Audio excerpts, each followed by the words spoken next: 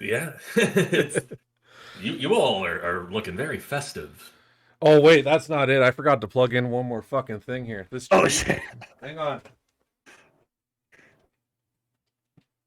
There you go. There you go. And then I There we got go. the Merry fucking Xmas sign back Nice. there too. Yeah. Yeah, very festive. I have no idea. I've got a Santa hat. I wore it last year. I have no idea where it is. Yeah. For like, because I remember when I was talking with Beardo, and he's like, "Everyone have Santa hats?" I'm like, "Oh yeah, all three of us wore them last year." Yeah. Well, Yeah. Gnome was behind a fucking picture before he revealed Right. himself in season 2. In the gulag. Yeah. Like in a padded walled cell. No, it was With just, no it was just decorations like on the it was just a cold, damp concrete roof. Yeah, Yeah. like no drywall or anything. It was just concrete Nothing, just everywhere. And just cinder blocks. like when he moved to Chicago into like this Yeah. nice studio apartment, I but better be careful talking about this on Twitter. Musk will say we just doxed him. oh shit, fuck.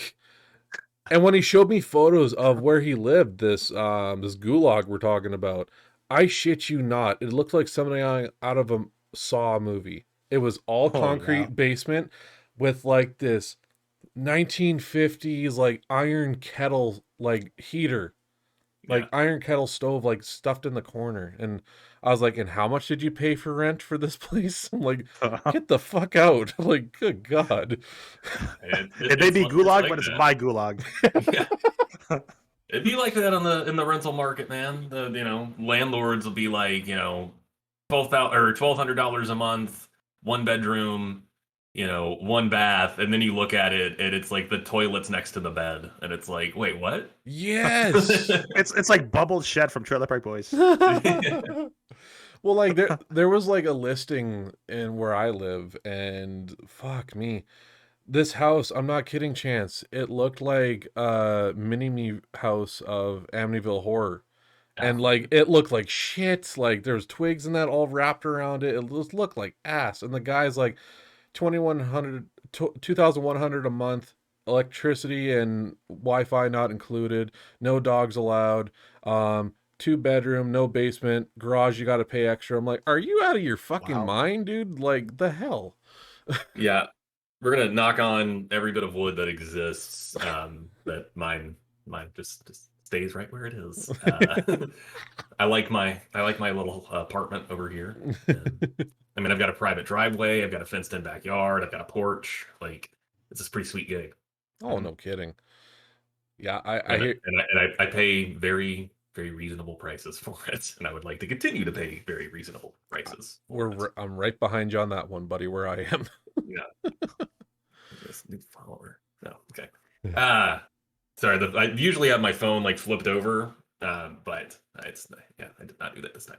So yeah, you guys are looking festive. Let me tell you, working retail, it drains the Christmas spirit right out of your bones. Oh, it's like a straw in the marrow. Just I don't fucking miss working retail, especially during the holidays. Like a lot of times, like you weren't even given that. Like, of course, I'm pretty sure it's like that in your establishment that like you have to work at least one holiday like day. You can't miss all of them. You have to work at least one. And like the manager I had was such a tool. Like I actually phoned in on Christmas Day and I said I had mono. And the next day I got a job offer at a place that wasn't retail. It was a warehouse, and he phones up and like, got your doctor's note? I'm like, no, I quit though. Like, I'm fucking gone. You'll never work at another one of these locations ever again. It's like, I fucking care. Like, seriously. Yeah. That's like when customers do that, like, well, I'll never shop here again. It's like, good. Yeah, you promise? You promise?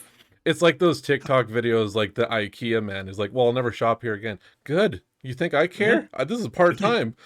Yeah. I don't give a shit. Speaking of TikTok, I hate that TikTok auto voice. Oh yeah. Oh, it's so stupid. It's so unnatural. Watch my dog eat Cheerios. Yeah. No. Like, wait, what? Though I have the TikTok. I don't use it very often, and I'm really not on there scrolling really. I spend most of my time on Twitter and Instagram in terms of social media. Yeah. But I do occasionally we'll watch like a YouTube compilation of like funny cat TikToks where they just put it all together for like 20 minutes, and it's like, yeah, this is better. And there's the particular meme that keeps coming up that like my wife and I both just think is so fucking funny, where it's like, that's my boy, and then it's like, no, my boy, it's Father help. Yeah. And I just think that's so funny when it's a cat, because it's like them falling off something or like sliding into a couch cushion or something. Just the father help. So that one gets me. So now we do that all the time. It's kind of replaced them, like when the kids are fighting the two cats. Yeah, it'll be like that. Like one of them gets too hard of a lick in or something like that. Father help. That's what TikTok should be for. Hearing you talk about kitties, the most bizarre thing I found out, my dog Malou, she likes cat treats. We went to the vet. Not surprising. And we did like a checkup with her, and the nurse that was, looking over her, like, here's a dog treat. She sniffed, moved her head away, and like, really? These are the good dog treats. And then she pulls out a bag of Temptations. And then like puts it right in front of Malou, and she just like scarfs him down like no problem. Like, who the fuck are you? Like, are you kidding me? Yeah, whenever we had, like, when I was growing up and we had dogs and cats, it was the same thing. Like, you always had to, like, put the dog in another room when you were feeding the cat, because if the dog had access to the cat's food, they would never eat their own. Oh, fuck. Because I guess the cat food's just better. Shit. I mean, the tracks, like, Good Mythical Morning, Rhett and Link, often they'll do, like, make something gross where it's like, a wonton, but it's got cat food in it or something like that. And Link will be like, this is pretty good. Yes. And like historically now it's like, well, that tracks because that's cat food. And he's like, oh. No Maybe shit. cats are more picky than dogs when it comes to their food. Oh, my dog's picky. Yeah. Yeah, no, my cats don't. I mean, they'll put whatever I put in their bowl. I don't care. We've got a bag of like this jumbo bag of Meow Mix that's like our backup bag of like if we run out of the normal food, and they don't give a shit.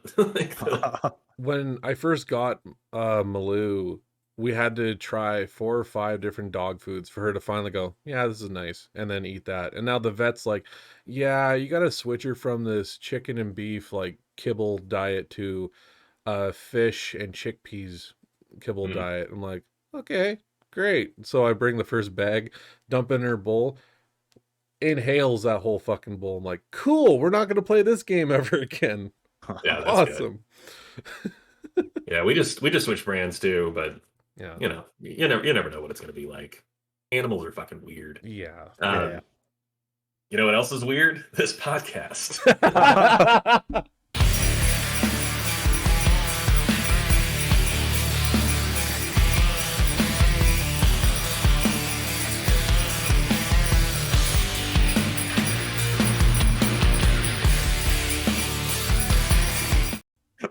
I would not want to be anywhere else. Yeah. Welcome everyone to the BPGN podcast. I am the curator of Horror Chance Forshee. With me, as always, the Big Red Gamer. How's it going, everyone? Season's greetings. Season's greetings indeed. And we've got Beardo with us, returning guest. What's going on, dude? Hi, I'm glad to be here. Thank you guys for having me. Oh, it's a pleasure to have you back, dude. Yeah, for sure. I'm glad to be back. Like, shooting the shit with you guys. Like, to find out, like, it was kind of bizarre when I found out, like, around the same time as Rachel Harrison saying, oh, I'm bringing me and my big water bottle back with you. And then Beardo, like, oh, I'm coming. What? I'm like, yes. Like, come on in. Let's do it. So, with the holidays around, I got a pretty easy one for you guys. Now, it doesn't have to be traditional. I want to know your top 3 Christmas films. Like you can go traditional if you want, but as long as it's Christmas involved to a certain degree in there, Okay. Yeah. I did not have to think long and hard about this. These answers came pretty easy. So I'm going to throw in number 3, and I'm going to go with The Night Before. It's a I hell of haven't a. even heard of that. It's Yeah. the stoner film with like Yeah. Anthony Oh! Mackie, Seth Rogen, Right. and fuck, I forget the other guy. He was in Third Rock from the Sun. Joseph Gordon-Levitt. Yeah, thank you. Yeah. And it's just like a flat out stoner comedy, very heavily involved in Christmas. Like, what kills me is that like they bring references of other Christmas films. The best one that's my favorite reference is their drug dealer, Mr. Green, practically acts like the ghost of the three ghosts of Christmas from Scrooge. And like Seth Rogen, he's freaking out being a dad. And he's like, here, smoke this. You'll see the future and be better. And he's like, smokes a joint. He's so stoned. Him and Mr. Green go into a strip club. And his wife is there, is like, oh, good, you're just in time. Stripper comes out, and it ends up being like his daughter in the future. Yeah. And it's like, yeah, you fucked up as a dad. So yeah, number We're gonna 3. watch that tonight. Oh yeah, like easily number 3 is Night Before. Chance. It's interesting. So I've got a few answers that are gonna come up later in my topic too. Okay. Because these are like my go-to, like every Christmas season. These are, I have to watch these. Okay. For number 3, I'll go fairly traditional though, and I will say Christmas Vacation. Oh, that's such a good one too. That's the Christmas morning. Put that on. Like before, when my wife and I were still living up in Indiana, we were so far away from family that we didn't have to travel for Christmas. We would wake up Christmas morning, we would put on Christmas Vacation, and we would have mimosas and bacon cinnamon rolls. And like that was our Christmas morning. Wait, bacon cinnamon rolls? Yeah. So you like par cook the bacon, so it's about half done, 3/4 done, and then you roll it inside the cinnamon roll. My heart just skipped a beat, and I'm okay with that. Oh yeah, and then you cook the rolls as normal, so you get these little crispy bacon bits, but then like soft bacon on the inside in the cinnamon roll. It's lovely. Man, give me some like a side of eggs with that. That's a complete breakfast right there. Man, I would make some eggs Benedicts to go with that shit. Oh. All of us are gonna start fucking drooling. Homer Simpson. Oh. Yeah, exactly. But, I mean, that movie is so infinitely quotable, even outside of the Christmas season. Like Aunt Bethany, they're like, why don't you say Grace? And she's like, Grace has been dead for 30 years. The blessing. My wife just yelled from the living room, the blessing. Yeah. With her, like they're like singing like the national anthem, like like out when the light, and you just hear her play ball. Like what the fuck? It's so funny. It's just I like that. That's not even necessarily blue collar comedy. No, but it's just got that vibe to it. Yeah. I feel like with Christmas Vacation, like even though a lot of it is over the top, I feel like that film is very accurate to what Christmas is. It can be very stressful. It's fucking chaos when you're hosting the thing. And you especially have like with relatives that you may not like. Oh, absolutely. And you gotta like throw a smile on your face for like a little bit. Yeah. So yeah, great pick, man. Great pick. Beardo? Well, before I mention mine, I just want to talk about Christmas Vacation a bit more. Like I've only seen it once. Sure. But I want to watch it more. Just because like it's a classic, right? And I want to be familiar with it. Mm-hmm. Okay, so my third pick, I was tossing it up in my mind, kind of debating between two. I was gonna say Bad Santa. Actually, sorry, no, it is Bad Santa. Okay. But I was gonna say A Christmas Story. So Bad Santa is my third pick. I just like it because it kind of touches on like the more depressing aspects of Christmas that some people might experience, like loneliness and the cynicism, and the just being tired of the whole consumerism part of Christmas, maybe. Okay. Yeah. And how like Billy Bob Thornton's performance is like one of his standout performances, I think. How it kind of his character kind of does a 180 in that movie. like getting to know that little kid, and I guess learning to understand compassion, and it's like a real life version of the Grinch. Yeah. Yeah, very much. Yeah, it's funny. It's got great scenes, great performances. Yeah, so that'd be my third pick, I think. That's Bad good Santa. one. Nice. Yeah. I think my second pick, it's gonna be Home Alone. Oh, classic. Classic. Like it's just the whole idea of a kid like being home alone like over the holidays, and yet Kevin, he's able to like arm himself and booby trap against like two probably the worst like thieves out there. He murdered those men. Oh yeah, I've seen you. multiple times. I've seen YouTube videos where like doctors are like analyzing like every hit. It's like they would have died like a few times over. Yeah, dead. Has Mythbusters ever done like a myth busting on Home Alone? They had to.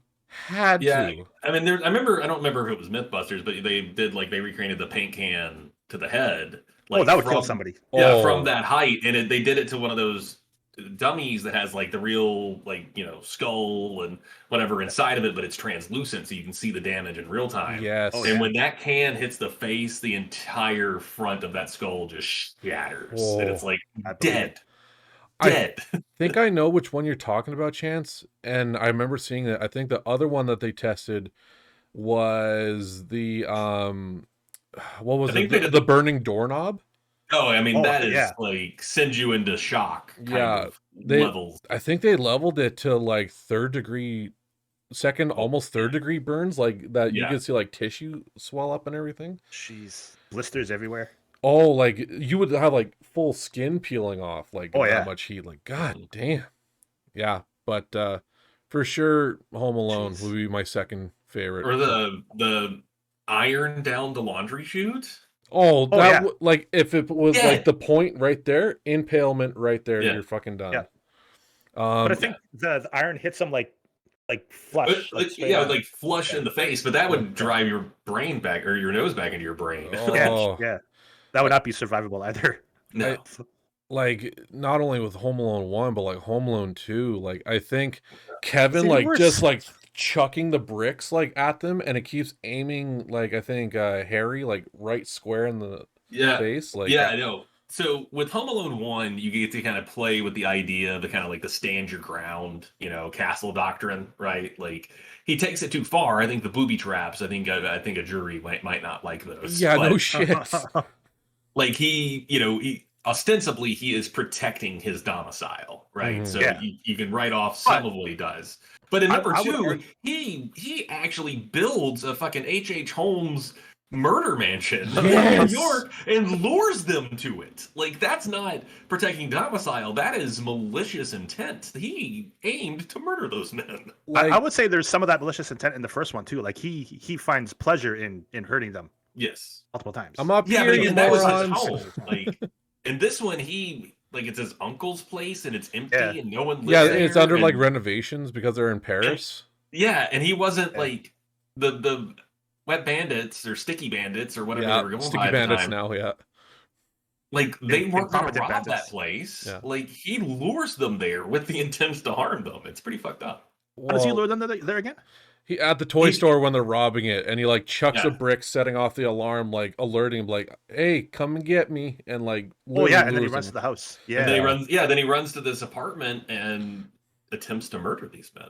Right. Like the one that will still make me laugh is when Joe Pesci already has his head on fire, sees the toilet bowl, and goes like, "Yeah, handstand." Oh, right. That's an awesome like throwback to the first one because Or did that even happen in the first one where he puts his head in a toilet bowl? No, the first one, the flamethrower got his head when he tried to enter in through the door, but the toilet bowl, that was like the second one. Snowbank. Yeah. Because you would think that is just water or piss in a toilet bowl and would put out the fire, but no, it's like paint thinner or something, and it causes a huge explosion. Yeah, which is awesome. Like, what's the word? It messes with your expectations. Yeah. Oh fuck, man. What you got for your second one? I'm gonna go with Gremlins. Ooh, that's a nice one. I've seen that once a long time ago. it's like one of my absolute favorite Christmas movies because its tone is so weird. Like it starts off, where he's got the dog and he works at the bank, and then you get the Mogwai, and it's like, oh, this is kind of a cutesy little, small town kind of story. And then it goes full horror. Like the second one's super campy and cheesy. The first one is a straight horror film that takes place at Christmas. Yep. And then you get the whole speech from Phoebe Cates where she talks about her dad dressing as Santa and dying in the chimney. Yes. It's such an out of left field fucking thing in the movie. You're like, what the fuck is this? Yeah, it's like where's the jolly ho hos? Yeah, like this is a depressing. Those are his last words. Story. Ho ho ho. Yeah. Well, and then they kind of play with that in the sequel. Yeah. Where she starts to do a monologue like that, and like the music gets up, and everyone's like, "Shut it! No." Yeah. Because the sequel also had Hulk Hogan playing himself. So, no shit. Whatever. That's awesome. Oh, like I think the scene that I remember most, I'm sure it was in Gremlins 1, where they're all at the bar and just causing pure fucking chaos, like popcorn and everything's flying in the air. And I think the girlfriend is working behind the bar and like ducking for cover and like on the phone for help. I think mine is the scene with the mom and the gremlin in the kitchen. Where she's using all like the gadgets that the husband has invented, trying to fight it, and ends up putting it in a blender, I think. Or she partly in a blender, and then she kills it in the microwave. Yes. I think. That was gruesome. I think it pops in the microwave and splatters its goo everywhere. Oh, man. Gizmo's cute, awesome. but I can't trust myself to look after a Mogwai. Yeah, I love the little song that he sings. The little humming and whatnot. Yeah. It's so cute. Little chirpy thing. It's cute. Yeah, Gremlins, it's a go-to. I watch it every season. It's something that I have always found pleasure in.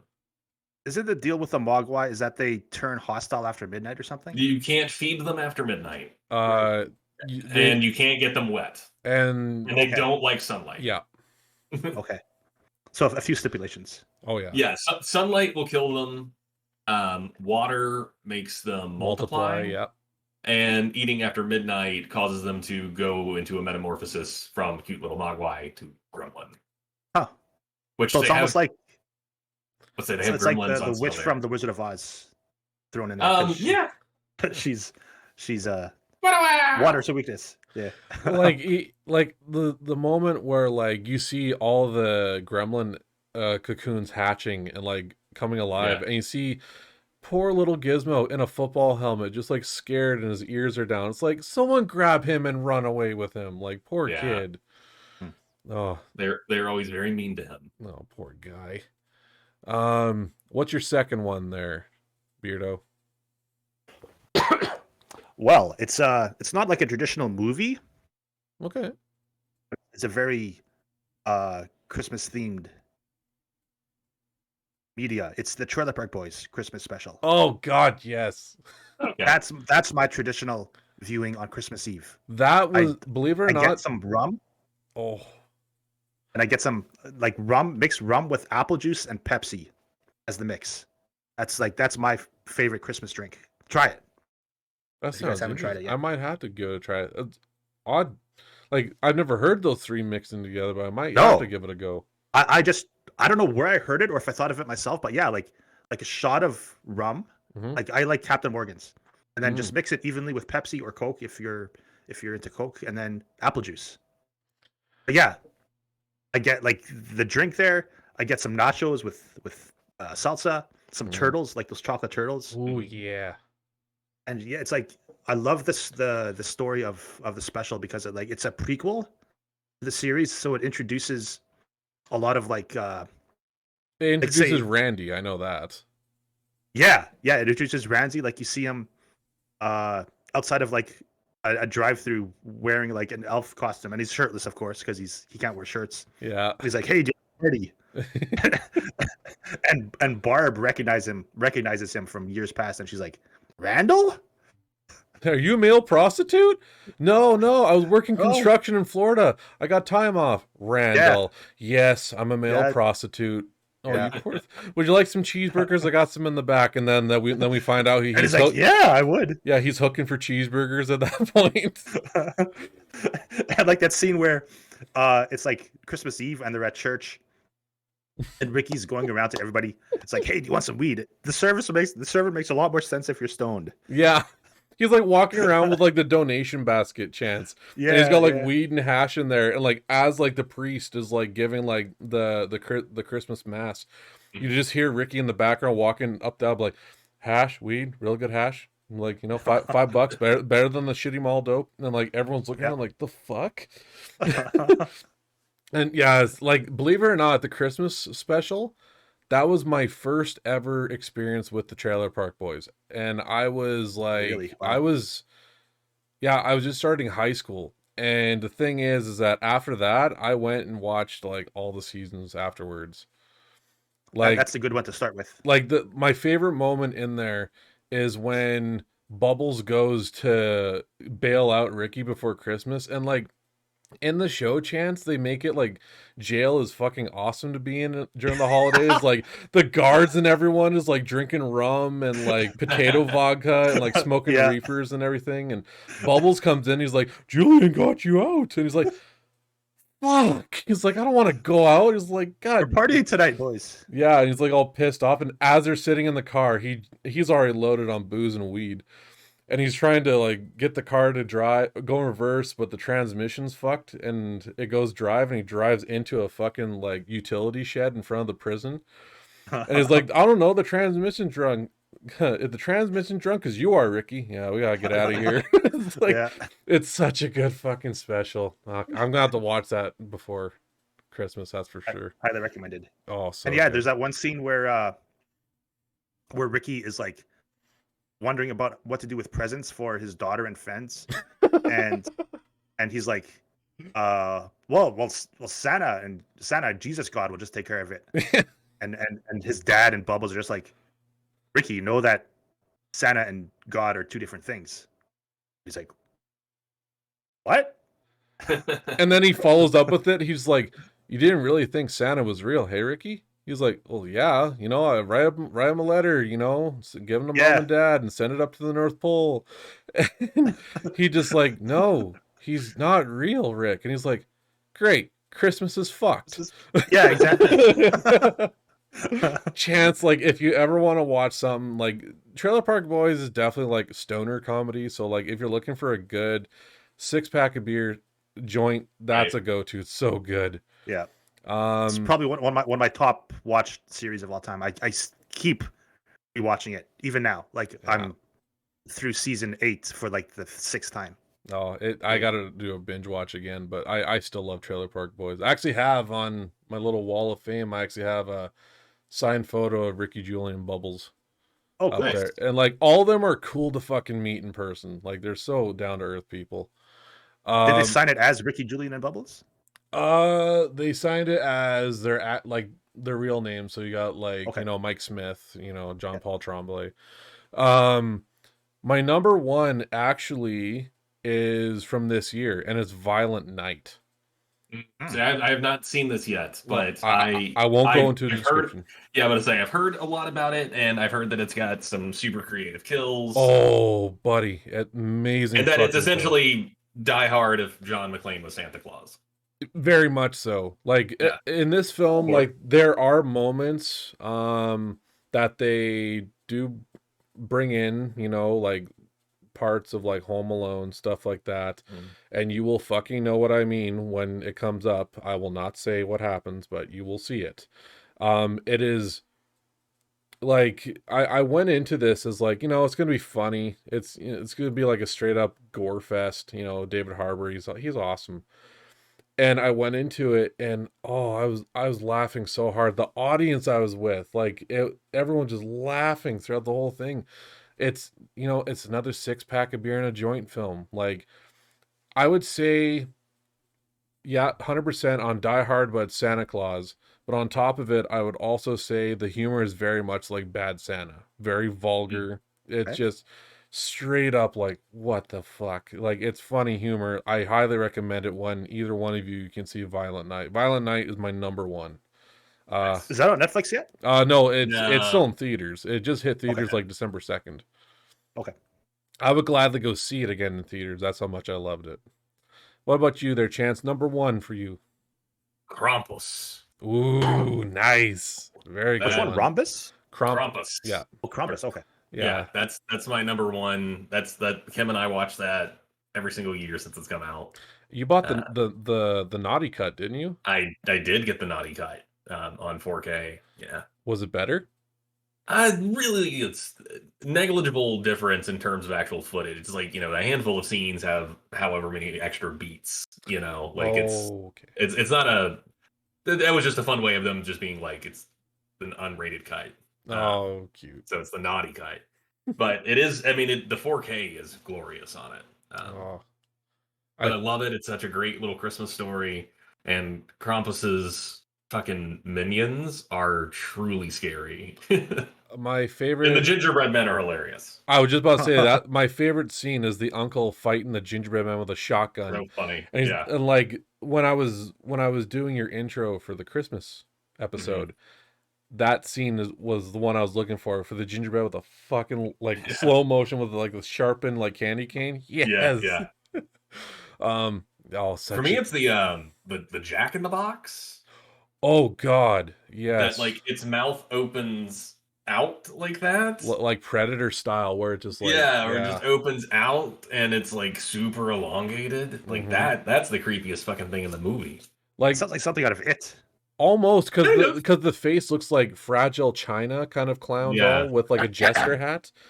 Yeah. And Chance, I know you brought this up before in the past, but the moment where like Krampus shows up and he's off the side just clapping and doing that, it's like, terrifying. Fuck, you're creepy as hell. Get him out of here. Kill it with fire. Yeah. You hear the bells of Krampus's arrival. Yeah. And all of the puppets are like, is ecstatic that he's there. I got goosebumps here and on my knees right now from that scene. And then there's that motherfucker with the split chin mouth, just like, and it's like, oh, I don't like the little claps. Don't do the little claps. Yeah, no, fuck that shit. That's some creepy ass shit, man. Oh, just so good. The ending where that was a mind fuck. I'm like, oh, just a bad dream, and just whoa. There's a reason that when Dead Meat covered it, they called it a capture count and not a kill count. That makes sense. So they may not be dead? Oh, I don't want to say the ending to you if you do want to watch it. We do want to watch it. Please watch it. It's really good. Yeah, it's real good. Yeah. Because I mean, I would still say that they're dead. But easily. It's kind of a fun way to how you look at things. It's like, is it left up in the air at the end of the movie? It pretty firmly tells you what's going on. More of a twist. But at the same time, it's like it's the same either way. Okay. Yeah.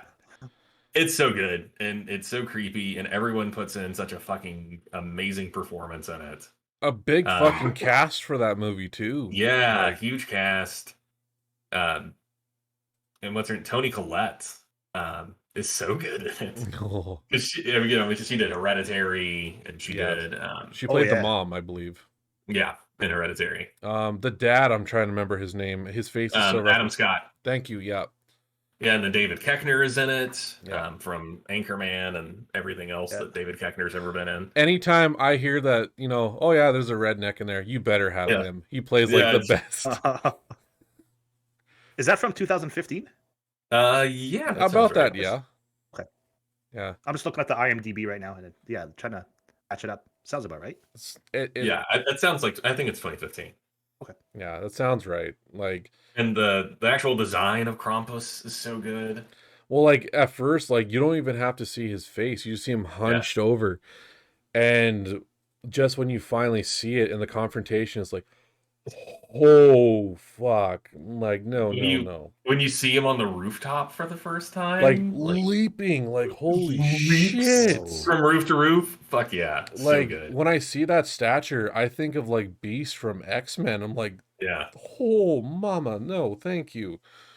Like fuck, amazing, absolutely amazing. So good. That sounds like my type of movie. Oh, yeah, easily. it's- What would be your number one, Beardo? Me? Yeah. Well, you mentioned it earlier, Red. Uh, Home Alone is my number one Home Christmas Alone, movie. your of all number time. one, eh? Home Yeah. Alone. Yep. I can see that being on a lot of people's list Yeah. easily. Like, I will say this, like, I know you want to try and make it in the pop culture zeitgeist, but you should have stopped at 2. Oh yeah. Yeah, like 3, all right, sure. But like 4 and 5, and then the most recent one that was made on Disney Plus, no, the toss in the fire. Like it's How long ago was the most recent one? oh, that came out This like year. during the pandemic. Like This Yeah, year? like, Oh yeah, shit. within the last year, yeah. yeah, Really? like, Yeah. It had Like Home Alone 8 or something. had what's her name? Ellie Kemper yes. Okay. from I like her. She's cool. yeah, from the Kimmy Schmidt, Yeah. Unbreakable And, Kimmy and The Schmidt. Office. Yes. Yeah. Okay, yeah. I don't watch The Office. I don't know. No. Like the only character and actor they had come back was Buzz. And he was in there for like a few second cameo as a cop. That's it. But So Of he's- fucking course, Buzz became a fucking cop. like fuck. Yeah. I remember That's Yep. a good point. that tracks 100%. He's bully absolutely becomes a the cop, dipsh. yeah. Yep, absolutely. Was he like casing out the house like Joe Pesci was in the first one?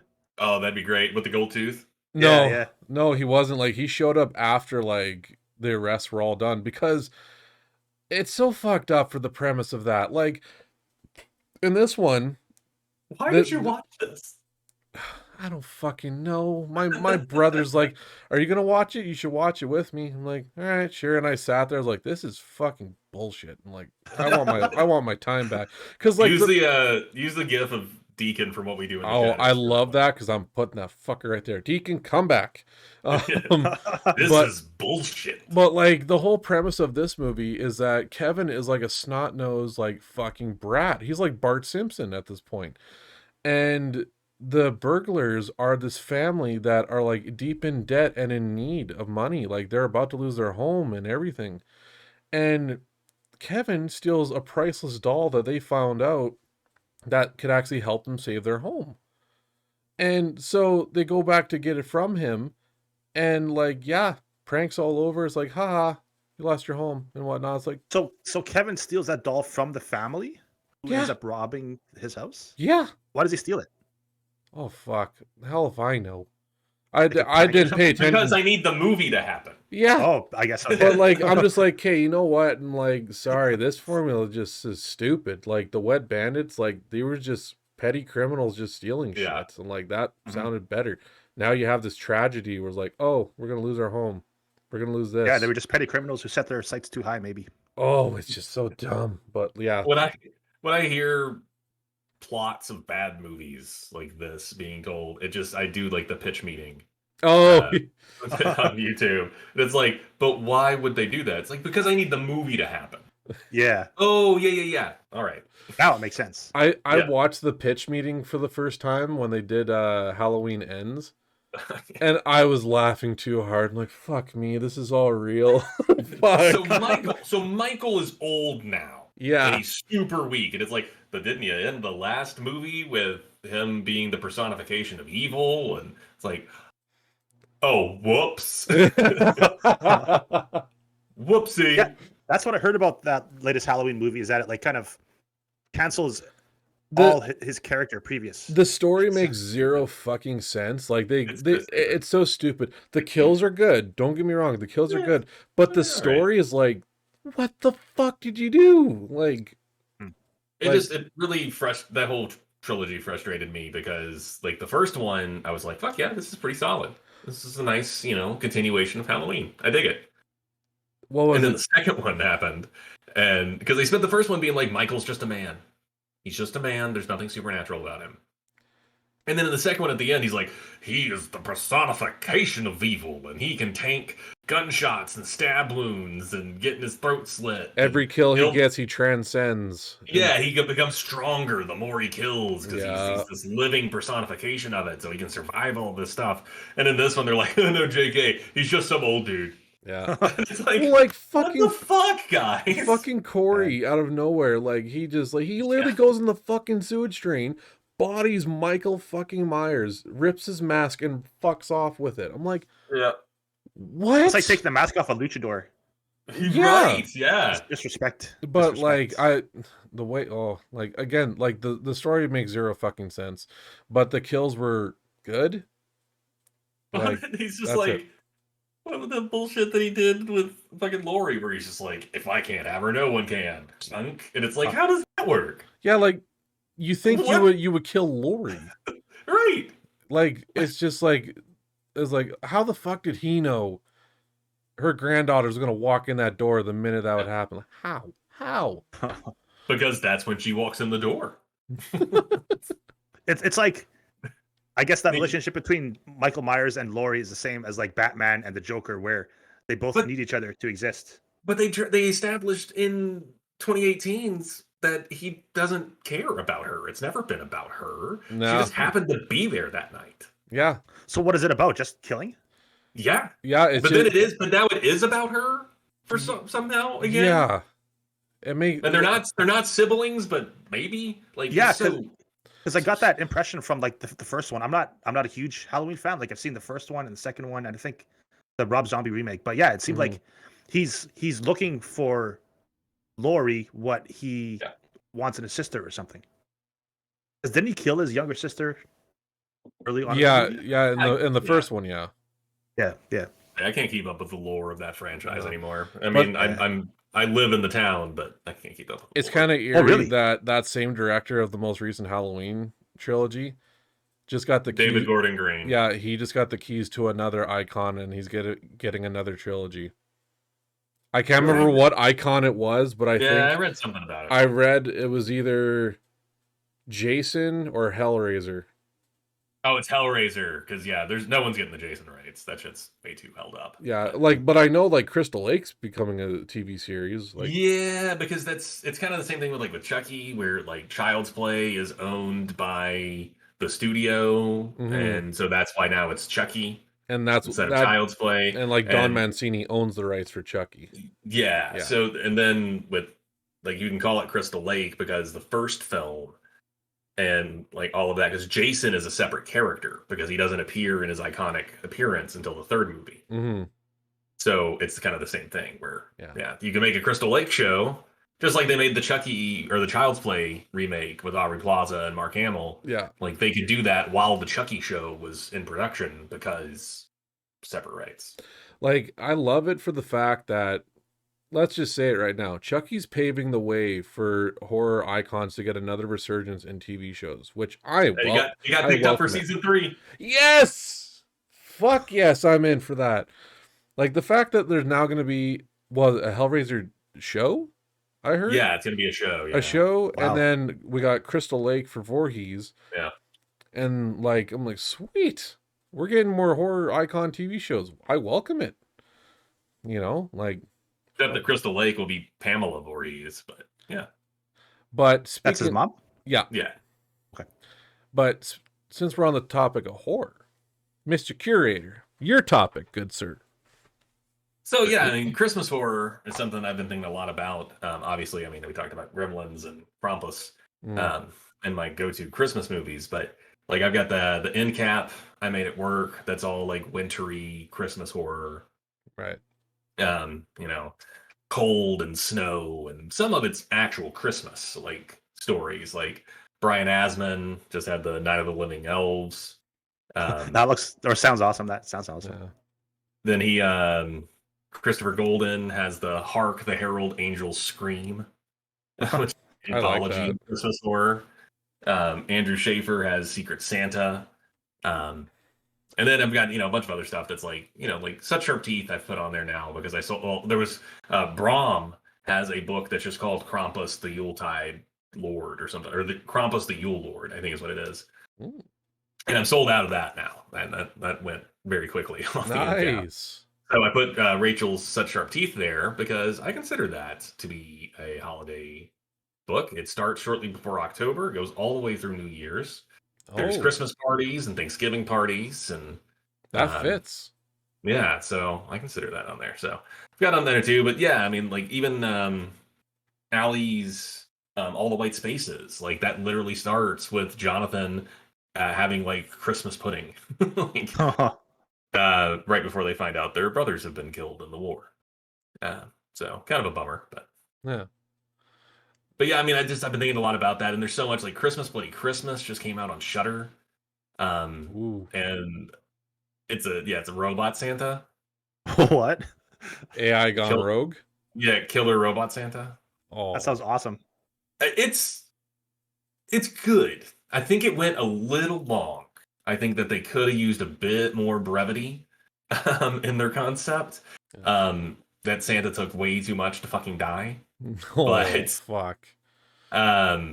Overall, I really liked it. And the first like 30 to 45, at least the first 30 minutes, where you're kind of establishing these protagonists, like solid, like super punky, like I've had these conversations in bars, like it's that kind of place. But then, once the actual horror film starts, it's still good, but it's needed. I probably could have cut 20 minutes out of that movie and it would have been tight. It would have been good. All right. Does the robot say ho ho ho in a robotic voice? I don't know that it actually speaks at all. Oh shit. The silent killer. Yeah. I think It's got like laser eyes and shit. Oh, that's cool. There's actually a holiday, like a horror holiday film I watched this past, like in November, and it was Black Friday. And like, Was Bruce Campbell? Yeah, Bruce Campbell.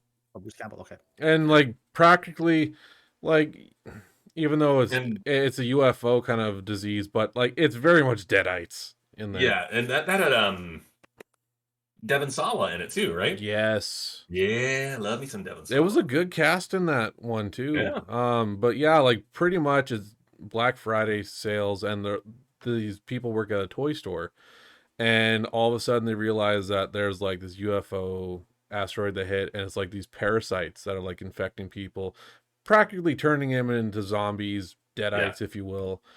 And it's like this toy store like having like a final stand, and Bruce Campbell's in it, Ash fucking Williams, and for him playing a toy store manager is hilarious. There's a bit in there where when he says fuck it and like gives himself, he's like flips the lid open, he's like, I could count how many times I listen to fucking Air Supply on special deals. He's like, I'm coming for you, and like jumps in. I'm like, oh fuck. But I enjoyed that for a good holiday horror film. Another one that I super dig is Santa's Sleigh, starring Bill Goldberg. It's so stupid. Oh, it's so dumb. Like, what was the premise? Like, it was like some kind of like curse or a deal that he No, was free from? Santa is the child of Satan, and so he loses a curling match to an angel that forces him to be good for 1,000 years. And this is the year 1000. So that's like, they're the 1,000th year of the bet. So now Santa doesn't have to be good anymore. He can be the evil asshole he's always wanted to be. Does he remember how to be evil after being good for? Yes, he right does. back into it. And it takes place in Hell, Michigan, something like that. Because the angel was, or I guess Santa told him or whatever, like, I'll see you in hell, and the angel took it literally and moved to Michigan. But it's like he doesn't have 8 tiny reindeer, he has 1 giant bison. Yes. Pulling his sleigh. That's awesome. And then it's Goldberg. Like, he's, Goldberg. Like he's the main guy. Yeah, he's the Santa, Yeah, and he but there's so many terrible puns, and it starts off with like an entirely different movie where Santa just like kills Fran Drescher and Chris Kattan and like a bunch of other celebrity cameos like right away, and then it goes into the real movie. But so it sounds like late 90s, early 2000s, early aughts, early to mid aughts. Yeah, I think just him walking to the strip club going, hose. And then what are you doing? I'm here to stuff some stockings. Yeah. Like the fucking ninja star with like the fucking tree topper death. Yeah. That was my favorite. But yeah, Or he goes to grab the stripper pole, but he stops and picks up the spray and wipes it down first. Like, just stupid bits like that. It had the what's the girl? The blonde girl from Lost. She was in it. Oh yeah, I don't know her name, but yeah, I know the Australian one doing a very bad American accent. So her natural accent is Australian? Yeah, she's Australian. Oh, okay. I'm pretty sure. Because if not, then oof. That's not a great voice. Oof, baboof. Oof, baboof, indeed. But yeah, I mean, I think it's a fun mashup to mix Christmas with horror. Yeah, like, what was it? I actually had this conversation with, believe it or not, my chiropractor. Went there and, he's like cracking bones and everything. And he says to me, he's like, so any holiday movies you looking forward to? I'm like, Violent Night. He's like, what? I was like, I'm the kind where, like, I love Halloween. But at the same time, when it comes to the holidays, like, I'm not in line for, like, a festive, I love you, Mom, I love you, Dad. I'm looking for blood, gore, and over-the-top violence, where it's like 6-pack of beer in the joint and not a care in the world. Like, that's what I'm looking for. And he's like, sounds like fun. Happy holidays. I'm just like, yeah, you too. But, yeah, it's just, I too love that concept where it's like you take something that's supposed to be happy, festive, and it's like, what the hell did you do? It's like, I made it better. And there's so many movies that I feel, movies and books and everything, that I feel kind of ride into that line, even if it's not specifically Christmas. That it's just that wintry, that dark, snowy horror that still invokes Christmas. Ooh. Yeah. As soon as you said dark, snowy horror, I thought of At the Mountains of Madness by H.P. Lovecraft. Yes. Okay. Absolutely. And that one, that I had that on my end cap until it sold out. I've got The Terror by Dan Simmons on there. I already mentioned All the White Spaces by Ali, but I mean that's Antarctica and on the cosmic side of things as well. So I mean, I love stuff like that. Or you've got like 30 Days of Night. Oh, that's a good one. Okay.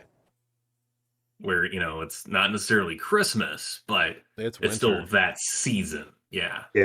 I think like the most chilling moment for that is like one of the vampires, I think is the leader of the vampires of that time, finds these people and they start praying and he just looks up and looks down like, no God. And it's like, oh shit. Love that line. And it actually happens to be the actor who would go on to play William Stryker in the X-Men movies. Yeah. I'm blanking on his name, but I love that line. They're playing like "Please God," just that look up, because I mean these vampires are so ancient; they have their own language, like, and just that. No God, like, fuck. It's like fuck. It's like that the power that you can't stop. That's greater than you are. Is that like the red and black cover of the movie cover? I think so. Yeah, it's like it takes place in. What, Alaska? Alaska, yeah. Yeah, where they do have the 30 Days of Night. Yeah, it has Josh Hartnett as the star.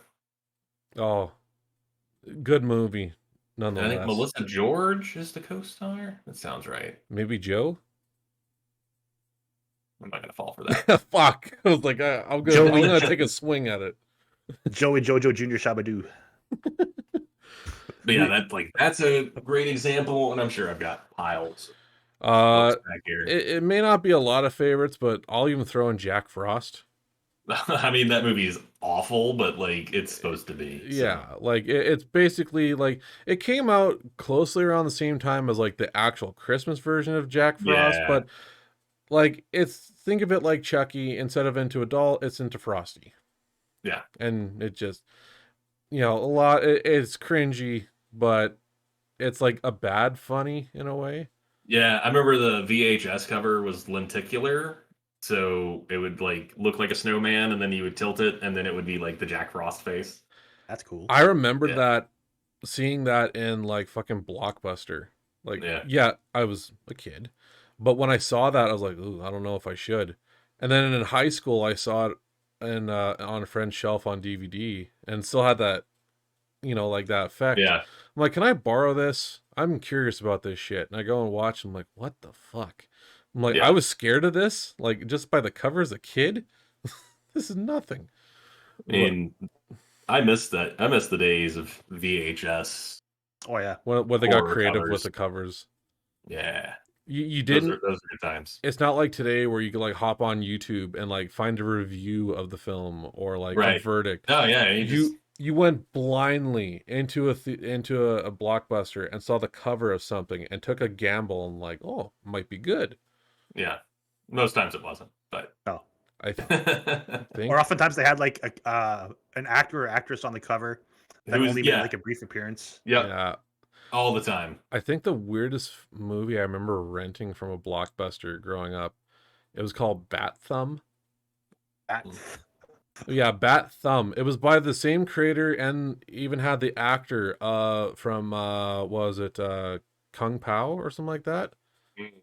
That tracks. Yeah, like, and it was the same actor, but it was basically Batman, but it was like the faces were on the thumbs. So it's like someone put on. Yeah, I'm familiar with that. Yeah, and it's like they just put like the costumes of like Joker and that on these thumbs, and like when they're fighting, they're having like thumb wars and shit. I'm just like, so the whole movie is just thumbs? It's thumbs, but like the setting behind them looks great, but when you see the thumb and the costume, it's like, why?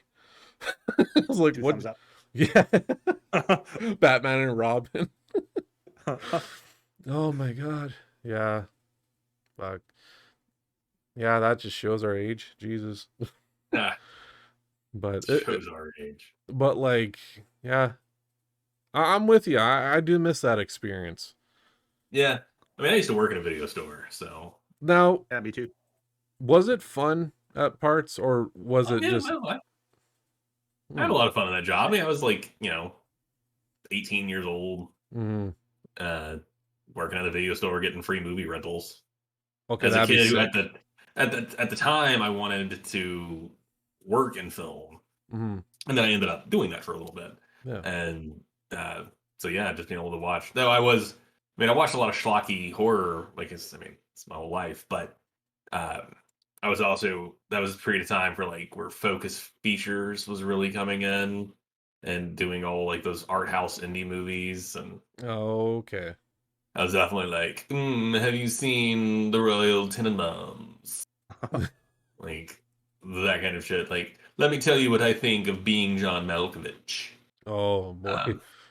Yeah, I was very, very pretentious movie kid in that period of time. Did you have like I used to work at a video store and a video game store separately. Nice. And I remember multiple times like suggesting to customers, like if they're going to buy a certain game for a relative, for example, and they're about to buy a crappy game, I would steer them in a better direction. So that was like one of the fun parts of that job. So you were the hero behind the counter when Grandma went to like a rubbish bin and found like, oh, Monopoly on N64. Timmy would like that. He's like, no. Batman Arkham Asylum is better. He will love this. He'll love you.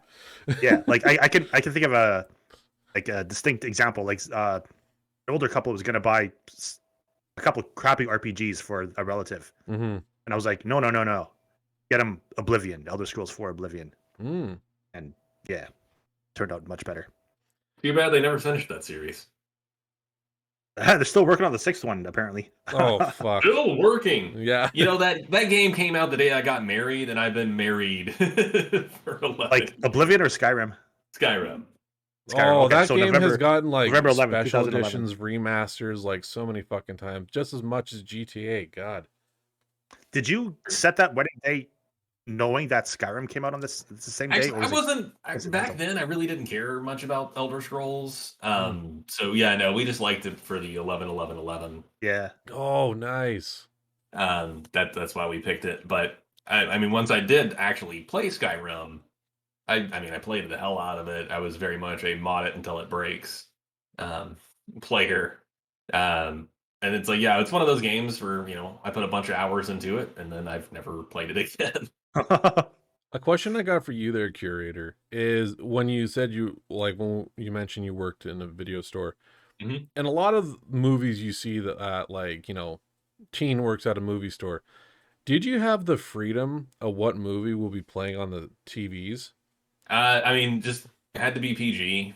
We could get away with PG-13 That's if it fair. was like the late night, you know? That's fair, Because family.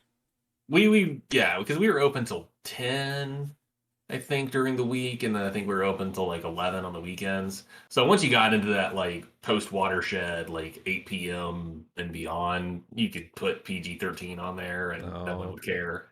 But then you get reminded too of, in the 80s especially, like, I mean, PG-13 didn't exist until like Temple of Doom.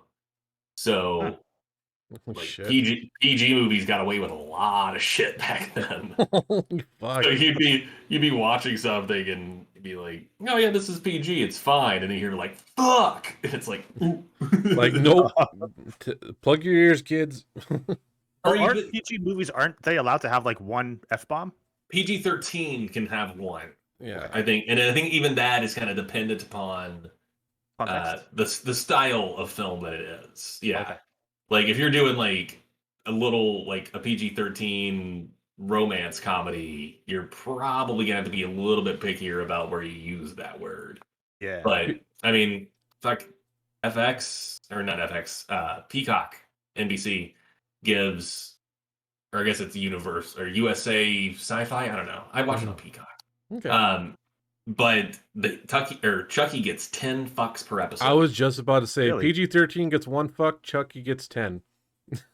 And I love it so much. I was actually editing the Halloween Hangover interviews today and yesterday, and I bring this up to Todd Kiesling that sometimes they use it in the previously on. Yeah. Like they'll use one of them where it's like you've got Brad Dourif doing the Chucky voice. He's like, previously on fucking Chucky. Like, so that's one fuck. Yeah, that's one. Yeah.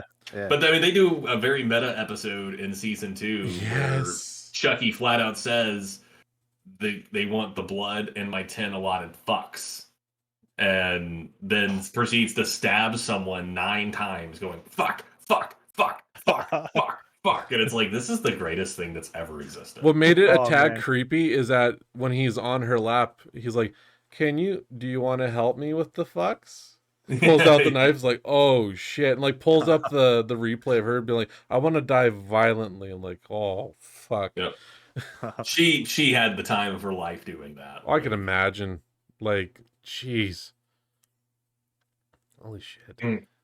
Because she was on Dead Meat a few, like 2 or so years ago, and What's Your Favorite Scary Movie? And a little show that James does, and picked Child's Play as her favorite movie and talked about how deeply in love she was in the Chucky franchise. So awesome that she actually gets to get killed on it. So Curator, that means talk about it more. You might be on season 3 or 4, who knows? Yes, I would be honored. I mean, I've been honored to be asked to be on the podcasts and shows that I've been on. So how about this? Since we have it on recording here, if you were to get killed by Chucky, how do you want to go out? Good question. Killed by a guitar headstock. I don't know, man. After the finale of this last season, I think I like his new chainsaw. I love Chucky this chainsaw. thing. It's known as like the most quietest chainsaw. Yeah. And like he's like looking at a credit card and then like the promo in some hardware magazine. He's like, oh, what the hell? I'm gonna treat myself. Yeah, and the credit card's literally just assigned to Chucky. Yeah. Like McLovin, Chucky. Yeah. He completely like bifurcates a person just right in half. Oh, head. And then he's just like from Slither. Yeah, and he looks at the chainsaw and he's just like, "Where have you been all my life?" Yeah. It's good shit. Oh, yeah. Brad Dourif is a treasure. I love that man. I'm so happy that there's a season 3 coming. Yeah. Fucking A. I like horror's just kicking ass this year. I picked a hell of a time. You did. to jump in on that party. Like, I mean, jump in on the social party, doing the the Twitter and whatever. I'm obviously lifelong horror guy here. Well, yeah, but like doing this for like what, 7 months? 7 months. 7 months. Not only do you get like, you're almost like, aren't you close to like what, 5,000 downloads now? Oh, we're past it. Yeah, 5,000 downloads like monthly. And then not only that, you already got high views on your YouTube videos. Yeah, that really took off. You have like not only authors, but now you have people in film showing up, like writers and that and not even to top it all off, you're going to all these conventions as the curator of horror. Yeah. And part of the horror association. Like, what the fuck, yeah, dude? I am in the HWA. Yeah, That's pretty cool, man. Like, it's fucking hell. Nuts. Hey, like Chuck Wendig said, meteoric rise. Oh, like in season 2, you already got a full-on sponsor. Yeah. Yeah, title sponsor in the Dark Arts Studios. Fuck. Taking care of season 2. And yeah, actually over the last few days, I'm booked all the way through June. For interviews? Wow. No fucking way. And then I've got some scattered past that I have booked as well. But yeah, I'm booked completely through June. Damn, dude. So yeah, I was flipping through it. I've been going through and making sure I'm like asking off for all the weird ones and whatever. Because I've got a lot of overseas people that I've got to record at like 6 in the morning or especially like those kind of days, you want to be sure like you're prepared like for video, for recording, and like well rested too, research, like shit. My God. No, good shit, buddy. 7 months. That's fucking impressive. Like, thank you. My God. I mean, I owe you a lot for that success. You've edited every single episode of the show. I'm not the guy in the chair. I'm the ghoul behind the scenes. There's times I've thought about asking a friend to animate me as a ghoul sitting at a computer, just like lurching over and like be like, BIGREDGAMER approves or some shit. Yeah, that'd be fun. But to get big thumbs up. Yeah, it's like like a broken thumb on one side. Do that again and clip that as like a thumbnail. yeah, there you go. Yeah, that would be very much like a Betty Rocksteady kind of art. She's an author that does all of Max Booth's cartoons and stuff like that. So the cut so that she also did like the cover of Maggot Screaming. I don't know if she did Maggot Screaming or not. I know she did like the logo for like the Ghoulish podcast with like the werewolf wearing the lab coat. That's a Betty Rocksteady. Because I like looking at the covers of Max Booth. Like I don't read a whole lot of books myself, but looking at the covers, like Maggot Screaming, like spoke to me. I was like, this looks like a bad like Charles Manson LSD trip that I saw from the cover. When you realize how important The Simpsons is to the book, the cover makes even more sense. Oh shit! Yeah, that's a good book. I like that book a lot. What's it called? Maggots Screaming. Yeah, the cover of Max Booth. It has like some grindhouse style like rainbow, but with like 3 zombies on the cover. Mm-hmm. It's so trippy. Like here, I've actually got a copy. There you go. I'll throw it up on the screen too for you folks. Whoop. Oh yeah, cool. That looks so sick. It's great, and yeah, lines. You got it signed. Signed. Woohoo! A little worm. Nice. Welcome to the whatever. It says welcome to the Corpse Club. Nice. That's awesome. But yeah, that's Max came to my store and did a signing. So, well, now that we talked about what's for the future ahead of Curator, Beardo, what's for the future with you and your channel? We know that you do both Twitch streaming, and you're really a jack of all trades when it comes to YouTube, whether it's reaction to songs, whether it's tutorials, or just fucking jamming on there, and even game let's plays. Like what's the future hold for Beardo in 2023?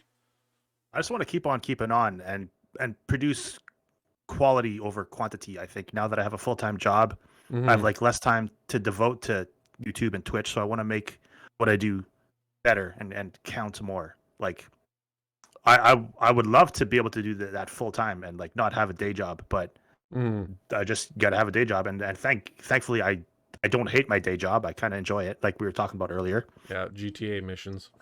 Yeah, pretty much. Yeah, I'm a delivery driver for a car parts company. Oh, And okay. I've been like 2.5 months into it or so, Yeah. and it's full time days, so that's good. Yeah, like I'm currently doing a Cyberpunk playthrough on Twitch right now. Yes. Just exporting it to YouTube. I did start like a GTA 4 more edited playthrough strictly for YouTube, but I stopped that just because I didn't have time or time or the energy basically to do it as often as I would. Yeah, because that like makes usually sense.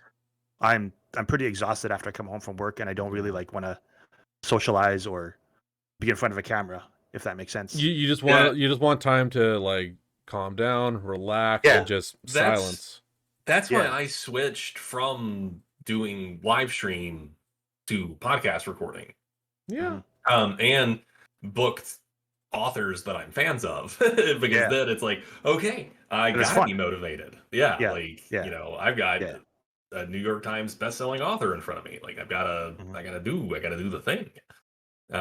So yeah, I get that. I get the lack of energy. Like, I mean, I only, since I quit streaming, I barely ever even turn on my PlayStation. Like it became, because the PlayStation became work.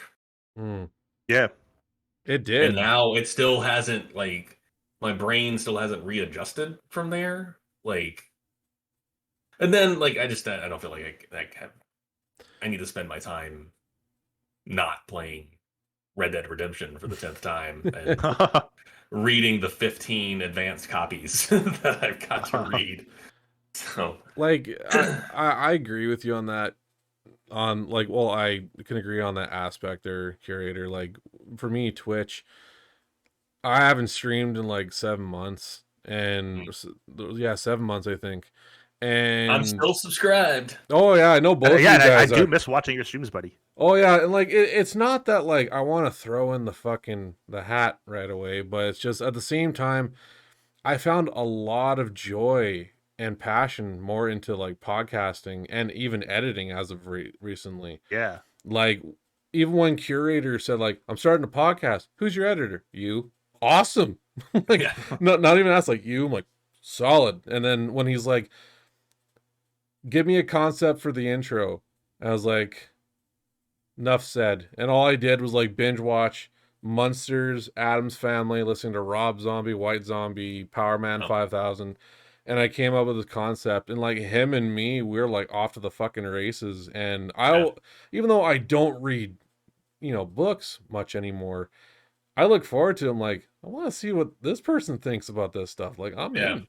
It's fucking fun, and it's been a hell of a journey. Like, will I pick up streaming again? It won't be a schedule. Like it'll probably be like if I'm feeling up for it that week, even when I start schooling, like 3 weeks here. Like I might do it maybe once a month.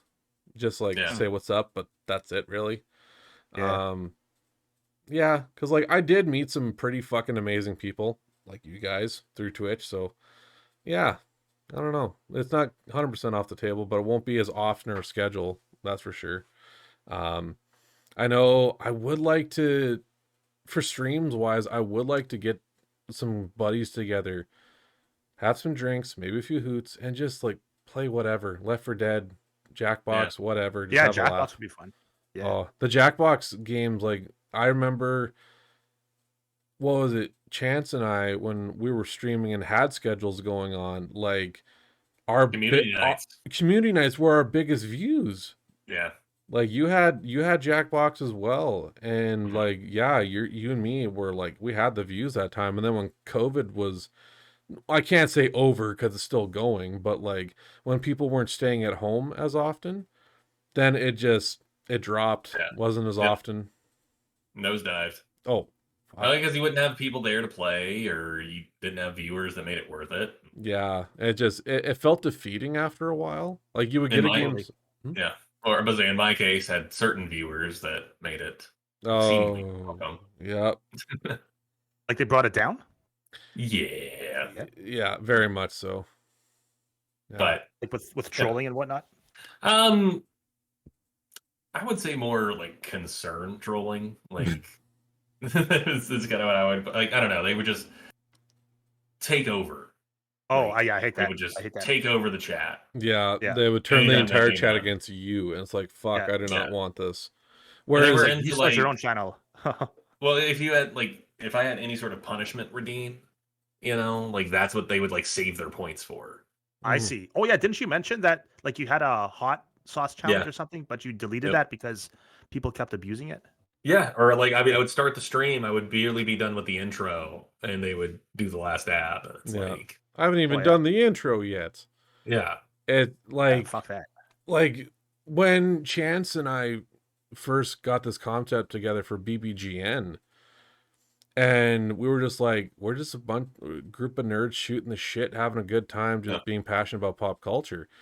And as like the episodes grew more and more, and like how much fun we had, like there's when you look on like TikTok and that, and you see us like laughing our fucking asses off, like that's real laughter. That's real laughter. It's not forced by any means. Yes, it's somewhat because Gnome sets us up to make fun of the little fucker. Yeah. But like, and even he sets himself up to it as well. Like, I think he even like this time last year, like for last year's Christmas special, Gnome broke Chance because we were talking about Top Gun, and Gnome said he was offended by it because it made him well endowed and auto like erect or something like that because of the beach volleyball scene. And like it was a solid like few minutes of like Chance trying to catch his breath because like oh fuck, good time. But yeah, like I much enjoy podcasting over streaming these days. Josh and Sarah broke me. Oh my god! Yeah, the fucking shattered me. The dead kitty bit, like fuck. I had to pause because I was like in tears, like trying to catch my breath. I'm like, I'm gonna miss something. I know it's. And they both were very entertained by the fact that I was just shattered. I'm just sitting there like this, just holding my face. Yeah, just laughing. Like this, and just dying. And like they were cracking me up. Both of them just kept coming at you like a speed bag. You're trying to catch your breath. It's like, like just with laughter after laughter. And then Sarah, I mean, like, here's Peggy. Yeah, it was like an urn. It's like it was like there's ashes, and she's just like, "This is Peggy." Like this chick starred in a Nicolas Cage movie, and she's showing me her grandmother's ashes, and I'm like, I don't know what my life is anymore. I spat out my coffee when I saw the urn. Like, fuck me, that was real. Your grandma was in an urn on your desk right behind you. Fuck, dude. It's so good. So with these moments we brought up on the podcast, Beardo, have you had any like what the fuck moments like on YouTube or like even Twitch? Like with chat? Yeah, with chat, or like whether it was like a hiccup on the stream or something like that. Like that you would look back on and think that was pretty funny. Huh. Not right off the bat that I could think of. Okay. Just like, well, one of my regular viewers on Twitch now is one of my closest personal friends and bandmates. Okay. And we chat just like we hang out in real life, just like stupid puns and inside jokes. Like we're in a drone metal band together called Dojo Cobra. Okay. And we were talking. I was streaming yesterday. I was playing some Elden Ring, and we were talking about how we should do a cover of the Smash Mouth song "Walking on the Sun," but in a slow drone metal style, like the band Sun. I will look that up. We haven't done it yet, but we're talking about it. Oh no, but if you do it, I'll totally give it a listen. Yeah. That sounds good. Sweet man. And we were just like, or I think he was too, losing our shit over like the crossover Walking on the Sun. Oh. It's just like stupid. We got to do it. It's so stupid it's good. You know, like it's just like it's like the band 6 Feet Under. I don't know if you ever heard of this band, but I have, like yeah. they do these covers where it's like, what the fuck? Like Oh, yeah. Hit Me Yeah, yeah. Baby One More Time, but it's like What? death metal guttural vocals like, oh baby, baby. And it's like this, like it sounds so fucked, but it works after a while. I actually did a recent reaction video to Chris Barnes, the vocalist for 6 Feet Under, and how he does the death metal screams and grunts, but it's all like I can't do it that high, but it's like a screechy. It's like a E, banshee like kind of nails on a like a bitchy one, a like banshee. nails on a chalkboard. Oh, banshee. Yeah. Kind of, yeah. And those vocalists, like especially in metal, that can actually do a good vocal range of a banshee scream and hold that note, like the what was it, Danny Filth, the lead singer of Cradle of Filth, like the song Ghost in Her Fog, like there's one part of that song where he has like That sounds like a euphemism. There's like one part, like a minute or so in that song, where it's like this banshee scream note just screaming fog like near the end, and it is eerie as hell hearing it. Like it's just so good. Even their cover of Hallowed Be Thy Name by Iron Maiden is really good too. oh, they cover that. That's cool. Oh, it was like their early albums, but it is really good if you could look it up. I'm looking forward to your reaction video to Alice in Chains' Sick Man. I may even film that tonight. Oh, I better see that soon. Chance, I'll actually bring this question up because we got like 10 minutes here before we're done. We were talking about was it musical enhancements for songs, like when we brought up about Sick Man, and like when like it was the actual musical instruments that did the talk and like that enhance and entranced that song, that made you really more think of the meaning of it, you know what I mean? So for instance, when he brought this up, I brought up Alice in Chains' Sick Man because and I know you and your wife enjoy Alice in Chains a lot, and in the song when you hear Sick Man, it sounds like a good heavy riff going at the start, but then right where it does that spiral turn and like does a slow-mo kind of sound to it, to me it's this guy doing heroin. And right when he like takes the needle and it spirals out and gets that I can't feel the wheel, but I can still steer. And then it picks up again that he's like leaving that trance. Like love that for like do you have a song or that you would consider something like that? That just grabs you. I would say, I mean, my favorite song, and it's so counterintuitive to me being The Curator. Actually, you know what? Well, I'll bring this one up, and then I've got another brief one. Sure. My very favorite song ever is "Mr. Blue Sky" by Electric Light Orchestra. But I feel like that, like the music in that tells the story as much as the lyrics do, because it takes you on that journey of, you know, Mr. Blue, you did it right, but soon comes Mr. Night, and then it starts like, and then it builds. It's my favorite song ever. But one I've been listening to a lot lately, I've been listening to a lot of the Cramps. And I fucking love the Cramps. But I feel like Human Fly by the Cramps, which is one of their more popular songs. Okay. But I feel like the guitars actually sound like buzzing wings. Like the way that they do kind of that surfer rockabilly where it's like it actually sounds like the beating of wings. And then, like the way they do the drums, like like, and then I mean, you know, Lux is great where he's just like, I'm a human fly, and he like always does these like breathe ends, and it's the Cramps are fucking dope. But yeah, I'd say both of those songs kind of do that for me, where the sounds of the instruments tell the story of the song. Sorry, you mentioned, is that Human Fly that you just said? Yeah. Human Fly by the Cramps. Okay. I'm going to add that to my watch later playlist. I mean, and that's probably not even my favorite Cramps song, but I just, I don't know. I like Teenage Werewolf's good. Okay. Bikini Girls with Machine Guns. I have never, So they're like I've not heard like that horror song, but I punk, love right? that title already. Yeah, it's like horror themed surfer rockabilly. Cool. Yeah, I know, which is just like you're just making things up. No, But hearing that, like the Cramps, like when I hear like a horror genre in music, like of course they don't sound nothing like them, but I hear Misfits, I hear Danzig, I hear White, Rob Zombie, and then of course the Cramps as well. Like I list I mean, them they all just in horror. the Wednesday show by Tim Burton on Netflix. The My dancing that Wednesday does that went viral. That's to Google Muck by the Cramps. what was it? My wife and I finished that series. I liked it. It was good. I love it. I mean, it felt like a CW show, but I liked it. But like the fact that Thing, he gets offended, and it's like, Yeah. yes, I love that. I like that he was like all stitched. Yes, where it looks like he's had like many war wounds, and it's just Yeah. so good. Looking forward to season 2 for that. I will Yeah. definitely watch it.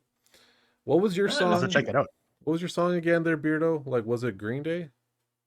Sorry, where like the music tells a story. Yes. Yeah. Yeah.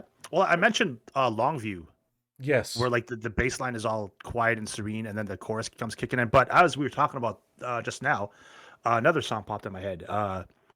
Ghost of Corellia by Mastodon. On that same album behind me, Crack the Sky. The new Oh, social right. media site? No, the one banned by Elon Musk on Twitter. No.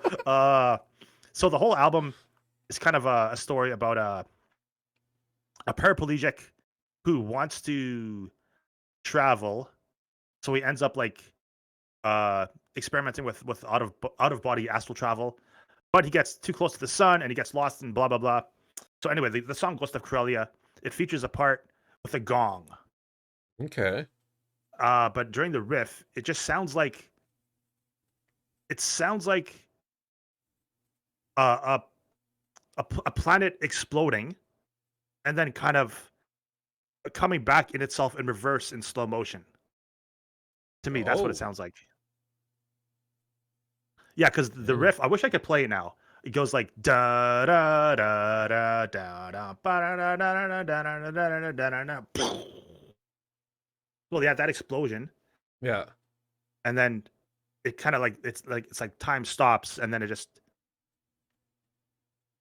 goes back into like that little planet or whatever. It's really cool. Oh, I recommend the whole album. it's been a Smoke while drugs since I and listened listen to Crack the Sky. it's been a while since I listened to Mastodon. Get into the end here. I noticed your Dimebag Darrell tattoo on your arm there, Beardo.